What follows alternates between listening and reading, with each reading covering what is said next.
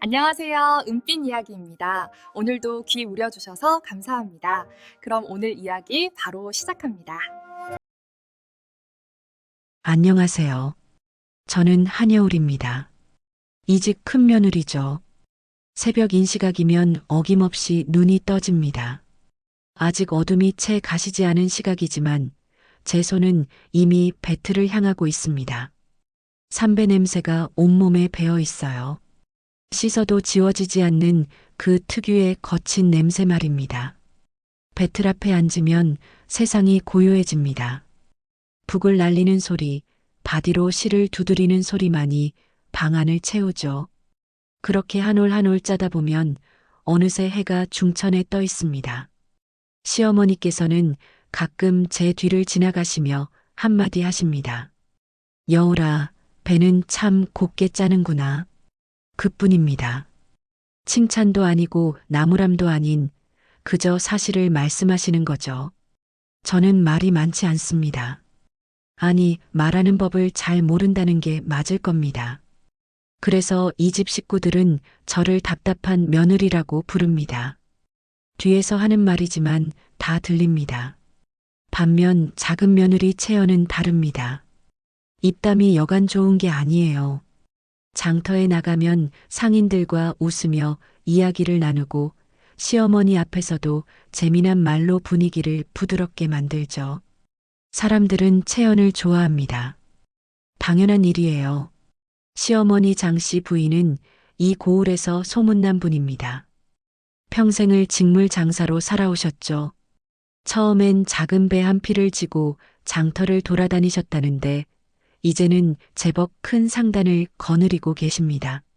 그 손끝에서 헤아릴 수 없는 배와 무명이 오가고 또 돈이 흘러갑니다. 그러니까 이 집은 여느 양반가와는 다릅니다. 배틀 소리가 집안의 호흡이고 직물의 결이 이 집안의 격을 말해주죠. 저는 그저 묵묵히 배를 짭니다. 그것이 제가 이 집에서 할 수 있는 전부니까요.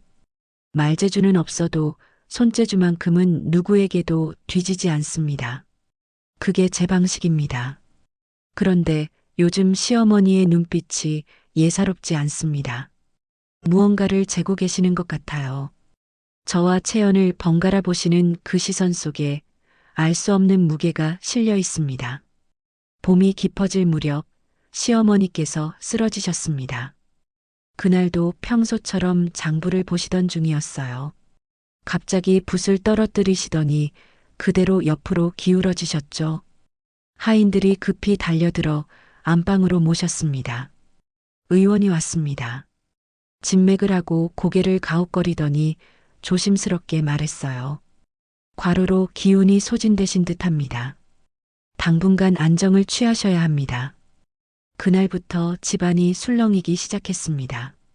장씨 부인이 누우면 상단 전체가 흔들리는 겁니다. 그분의 판단 없이는 중요한 거래도 새로운 물건 매입도 결정할 수 없었거든요. 상단의 지배인과 번방들이 연일 찾아와 문안을 드렸지만 시어머니는 아무도 만나지 않으셨습니다. 사흘째 되던 날이었습니다. 시어머니께서 저와 채연을 부르셨어요. 안방에 들어서니 병색이 완연하셨습니다. 그러나 눈빛만은 여전히 날카로웠죠. 우리를 번갈아 보시더니 천천히 입을 여셨습니다. 여울아, 채연아, 너희 둘을 부른 건 다름이 아니다. 목소리가 평소보다 낮았습니다. 저는 무릎을 꿇고 앉아 고개를 숙였어요. 내가 평생을 직물 장사로 살아왔다. 그 세월 동안 불에 타는 솜으로 사람을 살렸지. 무슨 말씀인가 싶었습니다. 불에 타는 솜이라니요. 시어머니께서 잠시 숨을 고르시더니 다시 말씀하셨습니다. 무명솜 말이다. 그것으로 옷을 만들어 사람들을 따뜻하게 했고 그것으로 돈을 벌어 이 집안을 지켰다. 허나 이제 내 명이 얼마 남지 않은 듯하구나. 채연이 황급히 말했습니다. 어머님 무슨 말씀을 그리 하십니까? 곧 쾌차하실 겁니다. 시어머니는 손을 저으셨어요. 아니다. 내 몸은 내가 안다. 그래서 너희에게 마지막 부탁을 하나 하려 한다. 방안이 고요해졌습니다. 창밖에서 바람 소리만 들렸죠. 불에 타지 않는 솜을 가져오너라. 저는 귀를 의심했습니다. 불에 타지 않는 솜이라니 그런 게 세상에 있을까요? 이 세상 모든 솜은 불에 타는 법이다. 허나 불에 타지 않는 솜이 있다면 그것이야말로 진짜 귀한 물건이 아니겠느냐. 그것을 가져오는 며느리에게 내 상단을 물려주겠다. 채연의 얼굴이 하얗게 굳었습니다. 저 역시 마찬가지였어요. 한 달의 시간을 주마. 그동안 너희 남편들은 타지로 보낼 것이다. 오직 너희 둘의 힘으로만 찾아오너라. 시어머니의 목소리는 단호했습니다. 이미 결정하신 일이었죠. 우리는 절을 올리고 물러나왔습니다. 문을 나서는 순간 채연이 제 쪽을 흘끗 보았어요. 그 눈빛에는 경계와 긴장이 뒤섞여 있었습니다. 복도를 걸으며 생각했습니다. 불에 타지 않는 솜이라니 도대체 무엇을 말씀하시는 걸까요? 수수께끼 같은 시험이었습니다. 그런데 이상한 건 시어머니의 표정이었어요. 아프신 분의 얼굴이 아니었습니다. 오히려 무언가를 확인하려는 듯한 그런 단단한 의지가 느껴졌죠. 이건 단순한 시험이 아닐지도 모릅니다. 그날 밤부터 채연의 움직임이 분주해졌습니다. 다음 날 아침 저는 우연히 사랑채 앞을 지나가다 채연의 목소리를 들었어요. 누군가와 이야기를 나누고 있었습니다.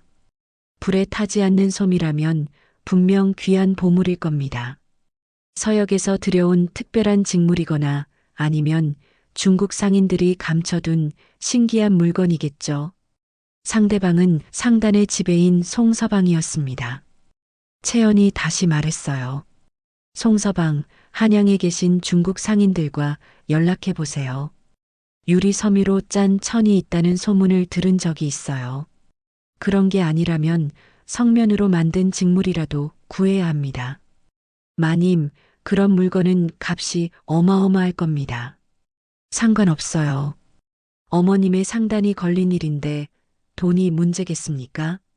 채연의 목소리는 확신에 차 있었습니다. 저는 그 자리를 조용히 벗어났어요.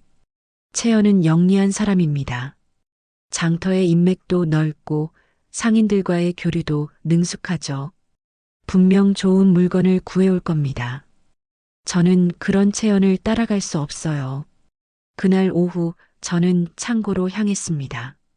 창고 안에는 오래된 삼배와 무명이 쌓여 있었어요. 구석에는 군포로 쓰려고 남겨둔 헌솜들이 자루에 담겨 있었죠. 저는 그 솜자루 하나를 끌어안고 앉았습니다. 손으로 솜을 만지작거렸어요. 거칠고 딱딱하게 굳은 솜이었습니다. 오래되어 색도 누렇게 변했죠. 문득 어릴 적 기억이 떠올랐습니다. 아버지께서 겨울밤 화톡불을 피우시던 모습이요. 솜뭉치를 불 속에 넣으시면 순식간에 타올랐어요. 그러나 그 불기운 덕분에 우리는 추운 밤을 견딜 수 있었습니다. 불에 타는 것이 나쁜 건 아니었습니다. 오히려 그렇기에 따뜻함을 줄 수 있었죠. 시어머니께서 말씀하신 것이 무엇일까요? 정말로 불에 타지 않는 신기한 물건을 원하시는 걸까요?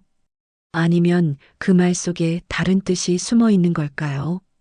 저는 솜을 품에 안고 한참을 생각했습니다. 평생을 불에 타는 솜으로 사람을 살렸다고 하셨습니다. 무명솜으로 옷을 만들어 사람들을 따뜻하게 했다고요. 그렇다면 불에 타지 않는 솜이란 과연 사람을 살릴 수 있을까요? 불에 타지 않으면 열을 내지 못합니다. 따뜻함을 주지 못하죠. 아무리 귀한 물건이라 해도 사람의 몸을 녹일 수 없다면 무슨 소용일까요? 창고 밖에서 발소리가 들렸습니다. 채연이었어요. 창고 문 앞을 지나가며 중얼거렸습니다. 한양 상인에게 전가를 보냈어. 열흘이면 답이 올 거야. 저는 가만히 앉아 있었습니다. 채연은 제가 여기 있는지도 모르고 지나갔어요. 저는 다시 솜을 내려다봤습니다. 누런 솜뭉치가 제 무릎 위에 놓여 있었죠. 보잘것없고 낡았지만 이 솜이야말로 이 집안을 지탱해온 것들이었습니다. 그날 저녁 저는 결심했습니다. 채연처럼 귀한 보물을 찾아다니지는 않겠다고요. 대신 제가 할 수 있는 일을 하기로 했습니다. 이 낡은 솜들이 품고 있는 의미를, 그 안에 담긴 온기를 시어머니께 보여드리겠다고요. 그것이 옳은 답인지는 모르겠습니다. 하지만 이것이 제가 갈 수 있는 유일한 길이었어요. 열흘이 지났습니다. 그날 아침 채연이 사랑채로 나왔습니다. 손에는 작은 보자기를 들고 있었어요. 보자기를 풀자 안에서 은은한 광채가 흘러나왔습니다. 하인들이 몰려들었죠. 저도 멀찌감치 서 지켜봤습니다. 이게 뭡니까, 마님? 한양의 중국 상인에게서 구한 거예요. 서역에서 건너온 특별한 섬이랍니다. 채연이 천을 펼쳐 보였습니다. 비단처럼 부드럽고 빛이 났어요. 손으로 만지자 매끄러운 감촉이 느껴졌습니다. 이걸 불에 대봐도 타지 않는답니다. 신기하죠? 하인 하나가 감탄했습니다. 정말 귀한 물건이로군요. 채연은 만족스러운 표정으로 고개를 끄덕였어요. 그리고는 보자기를 다시 싸서 자기 방으로 들어갔습니다. 저는 그 모습을 보며 창고로 향했습니다. 창고 뒤편에는 제가 마련해둔 작은 공간이 있었어요. 거기에 화로와 물동이, 그리고 방망이를 준비해뒀습니다. 저는 솜뭉치 하나를 꺼내 화로에 올렸습니다. 불을 붙이자 솜이 활활 타올랐어요. 검은 연기가 피어오르고 재만 남았습니다. 그 재를 모아 물에 씻었습니다. 그리고 다시 말렸다가 두드렸죠. 이 과정을 반복했습니다. 며칠이 지나자 소문이 퍼졌습니다. 큰마님이 창고에서 솜을 태운답니다. 솜을 태워서 뭘 하시려는 거래요? 글쎄요, 미친 게 아닌가 싶어요. 하인들의 수군거림이 들렸습니다. 저는 신경 쓰지 않고 계속 작업했어요. 일주일쯤 지났을 때였습니다. 빨래를 하던 아낙 하나가 창고 앞을 지나가다 말했습니다. 큰마님, 도대체 뭘 하시는 겁니까? 태울 솜이 어디 있다고 저러시나요? 저는 대답하지 않았습니다. 그저 묵묵히 손을 움직였죠. 그날 저녁 우물가에서 하인들의 이야기가 들렸습니다. 큰마님은 정말 답답한 분이야. 작은마님은 저렇게 귀한 물건을 구해오셨는데 큰마님은 창고에서 솜이나 태우고 계시잖아. 그러게 말이야. 저러다가 아무것도 못 보여드리는 거 아니야? 어머님께서 실망하시겠어. 손에 쥔 방망이가 떨렸습니다. 하지만 멈출 수 없었어요. 채연은 가끔 창고 앞을 지나갔습니다. 제가 작업하는 모습을 힐끗 보고는 코웃음을 쳤죠. 말은 하지 않았지만 그 표정이 모든 걸 말해줬습니다. 불쌍하다는 눈빛이었어요. 보름이 지났습니다. 손가락에는 물집이 잡혔고 옷에는 재와 물때가 가득했습니다. 머리카락에서는 탄 냄새가 났죠. 어느 날 아침 신우이가 찾아왔습니다. 문 밖에서 말했어요. 언니, 그만하세요. 사람들이 다 비웃고 있어요. 저는 고개를 들지 않았습니다. 언니가 아무리 노력해도 작은 언니를 이길 수 없어요. 작은 언니는 이미 답을 찾았잖아요.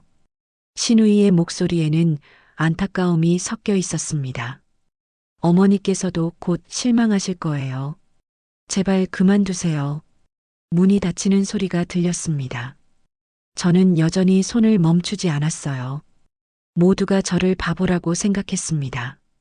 채연의 승리는 이미 정해진 것처럼 보였죠. 하지만 저는 알고 있었습니다. 제가 찾고 있는 것이 무엇인지를요. 불에 타지 않는 솔이 아니라 불에 타면서도 남는 것이 무엇인가를요. 손에 쥔 재가 바람에 날렸습니다. 그러나 제 손바닥 안에는 작지만 단단한 무언가가 남아 있었습니다. 그날 밤 저는 창고 바닥에 앉아 있었습니다. 손바닥에는 물집이 터진 자국이 선명했어요. 아팠지만 참을만 했습니다. 오히려 이 아픔이 제정신을 붙들어주는 것 같았죠. 문득 옛일이 떠올랐습니다. 이 집에 처음 시집 왔을 때였어요. 21살이었습니다. 모든 게 낯설고 두려웠죠. 그때도 저는 창고에 자주 왔습니다. 배를 짜는 일이 유일하게 편안한 시간이었거든요. 어느 날 시어머니께서 창고로 들어오셨어요. 말없이 제 옆에 앉으셨습니다. 한참을 가만히 계시더니 입을 여셨죠. 여울아, 솜이 왜 귀한 줄 아느냐? 저는 대답하지 못했습니다. 그저 고개만 숙이고 있었어요. 시어머니께서 창고 구석의 솜뭉치를 가리키셨습니다. 저 솜은 겨울이면 불 속으로 들어간다. 활활 타오르며 사라지지. 그러나 그 덕분에 사람들이 따뜻해진다. 시어머니의 목소리는 잔잔했습니다. 솜은 타야 따뜻해지고 사람은 달아야 쓸모가 된다. 그게 세상 이치란다. 그때는 그 말이 무슨 뜻인지 몰랐습니다. 그저 고개만 끄덕였죠. 시어머니께서 제 손을 잡으셨어요. 거칠고 단단한 손이었습니다. 너는 말은 없지만 손은 정직하구나. 그 손으로 이 집을 지켜다오. 그리고는 일어나 나가셨습니다. 그 이후로 시어머니께서 제게 긴 말씀을 하신 적이 없었어요. 하지만 그날의 말은 지금도 선명합니다. 저는 화로를 바라봤습니다. 식어가는 재 속에서 희미한 불씨가 남아 있었어요. 불에 타지 않으면 따뜻함도 없습니다. 타지 않는다는 건 변하지 않는다는 것이고, 변하지 않는다는 건 누군가를 위해 무언가를 내줄 수 없다는 뜻이죠. 귀한 물건이라고 해서 좋은 것은 아닙니다. 아무리 빛나도 사람의 마음을 녹이지 못한다면 그건 그저 차가운 물건일 뿐이에요. 시어머니께서 원하시는 게 무엇인지 이제 알 것 같았습니다. 불에 타지 않는 솜이 아니라 타고 난 뒤에도 남는 것이 무엇인가를 보고 싶으셨던 거예요. 그 안에 담긴 마음을, 그 과정에서 드러나는 진심을 확인하고 싶으셨던 겁니다. 저는 일어나 다시 손뭉치를 집었습니다. 손은 아팠지만 마음은 확고했어요. 이제 무엇을 해야 할지 분명히 보였습니다. 창밖에서 새벽 공기가 스며들었습니다. 곧 동이 틀 것 같았어요. 저는 화로에 불을 지폈습니다. 다시 시작할 시간이었습니다. 보름이 더 지났습니다. 저는 창고 안에서 마지막 작업을 하고 있었습니다. 그동안 모아둔 재와 섬유 찌꺼기가 작은 항아리에 가득 담겨 있었어요. 재를 채로 곱게 거르고 남은 섬유질을 골라냈습니다. 그리고 들기름을 조금씩 섞어가며 반죽했죠. 손끝에서 묘한 감촉이 느껴졌습니다. 끈적하면서도 단단한 무언가였어요. 이 반죽을 가늘게 빚어 심지를 만들었습니다. 하나, 둘, 셋. 10개의 심지가 완성됐죠. 마지막 심지를 말리며 생각했습니다. 이게 맞는 걸까요? 불에 타지 않는 게 아니라 불 속에서 더 오래 타오르는 것. 이것이 시어머니께서 원하신 답일까요? 확신은 없었습니다. 하지만 이것이 제가 찾은 유일한 답이었어요. 한 달이 되는 날이었습니다. 시어머니께서 두 며느리를 부르셨습니다. 안방에 들어서니 시어머니께서 상위에 앉아 계셨어요. 병색은 여전했지만 눈빛만은 또렷했습니다. 채연이 먼저 나섰습니다. 손에 든 보자기를 조심스럽게 펼쳤어요. 어머님, 이것이 제가 구해온 불에 타지 않는 천입니다. 서역에서 건너온 귀한 물건이에요. 빛나는 천이 드러났습니다. 하인들이 감탄하는 소리가 들렸죠. 시어머니께서 천을 만져보셨습니다. 그리고는 조용히 물으셨어요. 이걸로 무엇을 할 수 있느냐? 채연이 잠시 머뭇거렸습니다. 귀한 옷을 만들 수 있습니다.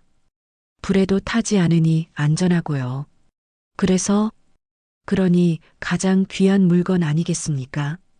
시어머니께서 고개를 끄덕이셨습니다. 그러나 표정은 읽을 수 없었어요.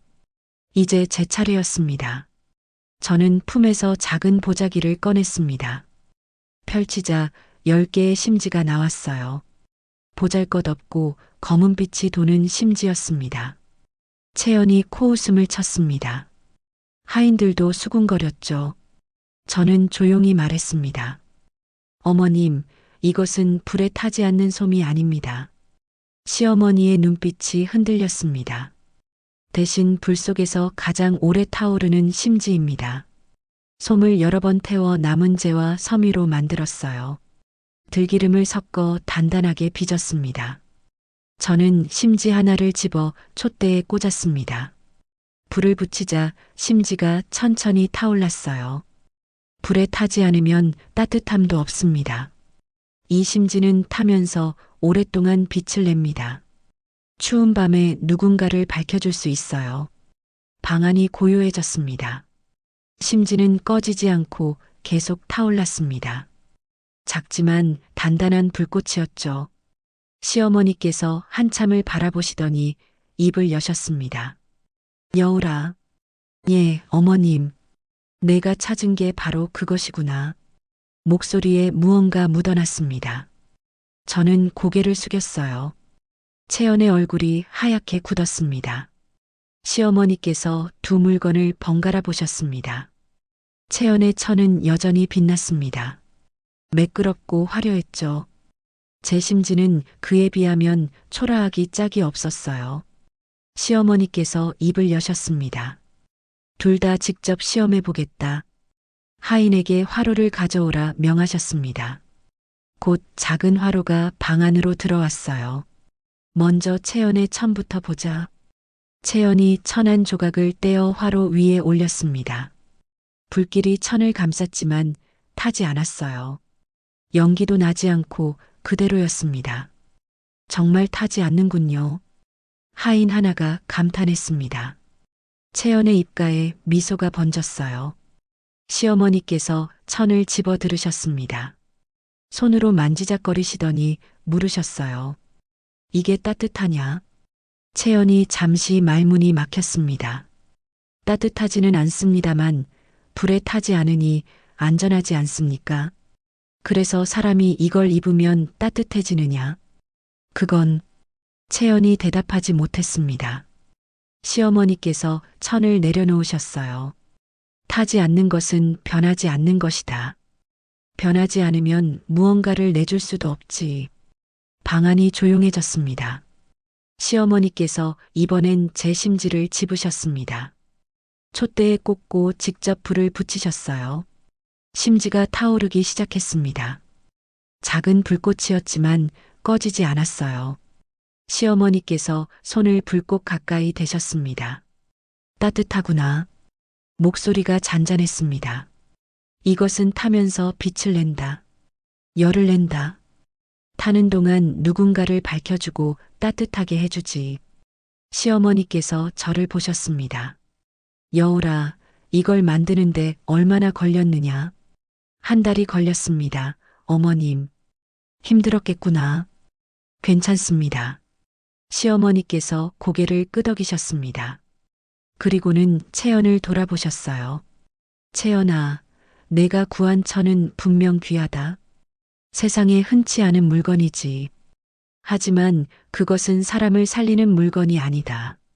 채연의 얼굴이 창백해졌습니다. 내가 평생 직물 장사를 한 이유는 사람들에게 따뜻함을 주기 위해서였다.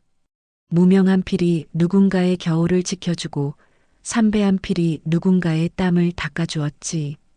시어머니의 목소리는 단호했습니다.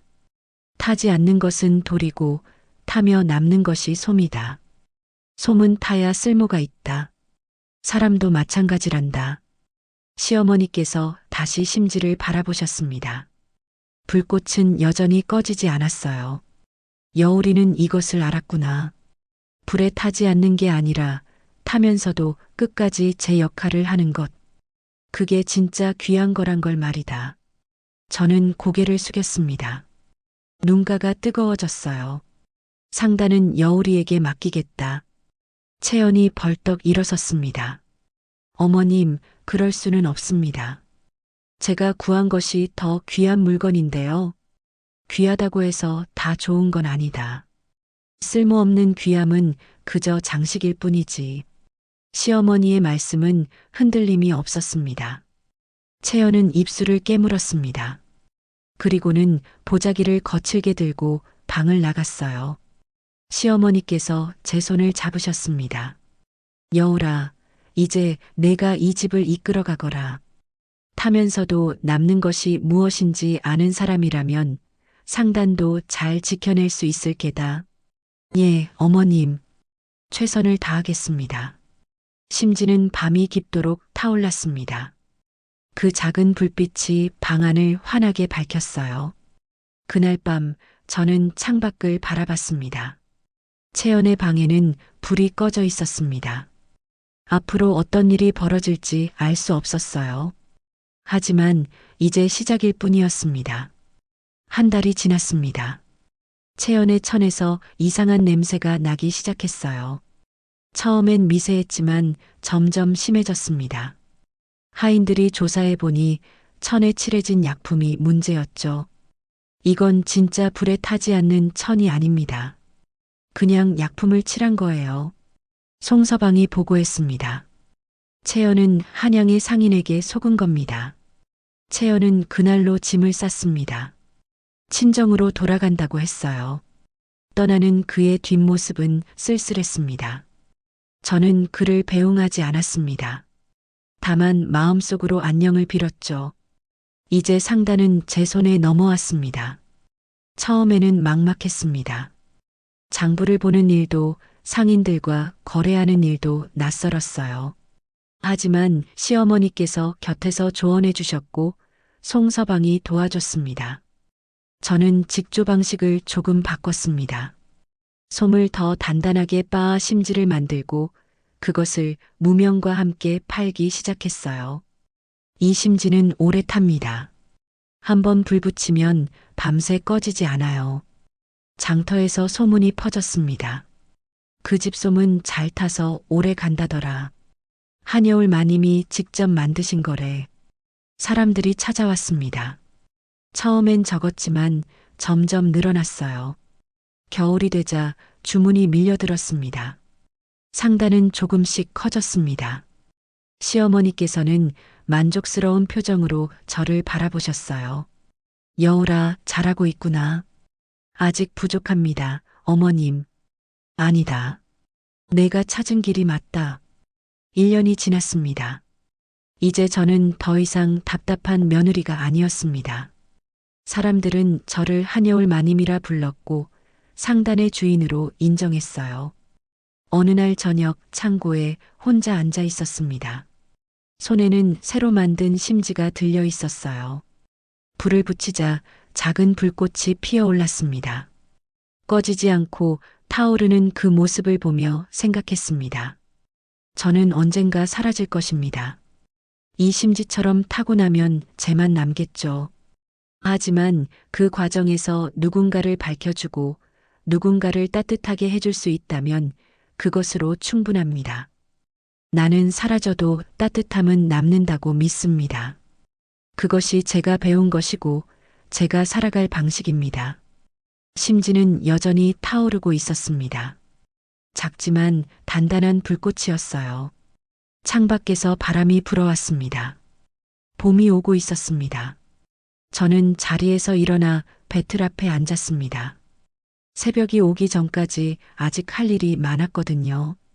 북을 날리는 소리가 방 안을 채웠습니다. 그 소리는 언제나처럼 고요하고 단단했어요. 이것이 제 삶입니다. 타면서 남는 삶말입니다. 여기까지 은빛 이야기였습니다. 오늘의 이야기가 마음의 작은 여운으로 남았기를 바랍니다. 다음 이야기에서도 조용히 진심으로 찾아뵙겠습니다. 고맙습니다. 구독과 좋아요 부탁드립니다. 감사합니다.